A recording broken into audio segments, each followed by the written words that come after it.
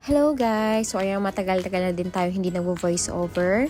Ngayon ay lulutuin natin yung pollock fish stew. Kailangan lang natin ng fish, celery, onion, tomato, paprika. Mas better if may red paprika kayo. Then garlic, tomato paste, fried oregano, 1 teaspoon, ground pepper, and chicken powder.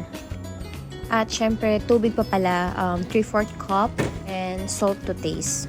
So, una natin gagawin is magpakulo tayo ng tubig at pakuluan natin yung ating pollock fish within 10 minutes hanggang sa lumambot siya. Ayan. At habang pinapakuluan natin to, magigisa na tayo. Ayan, ginamit ko yung aming clay pot. So, maglagay tayo ng vegetable oil. Painitin natin ng kaunti at ilagay natin ang sibuyas. Isutay lang natin siya hanggang sa medyo lumambot.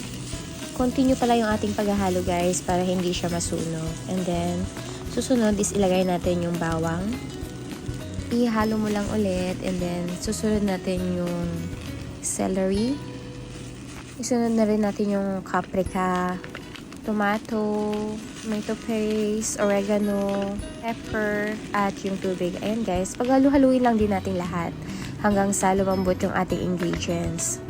Una pa lang paglalagay ko ng tubig is 1/4 cup lamang hanggang sa magtubig siya kaunti, and then ilagay din natin yung ating, basta ilagay mo na lahat na ingredients, kuwera lang yung fish kasi lulutuin pa natin yung ating vegetable.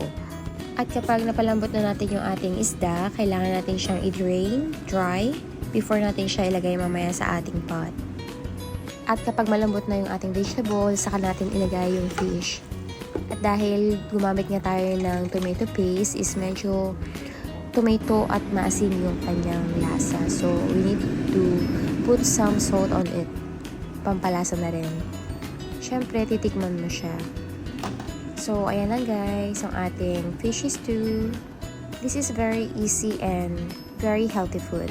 So, what are you waiting for guys? Try nyo na ding lutuin and then serve while it's hot. Happy timing!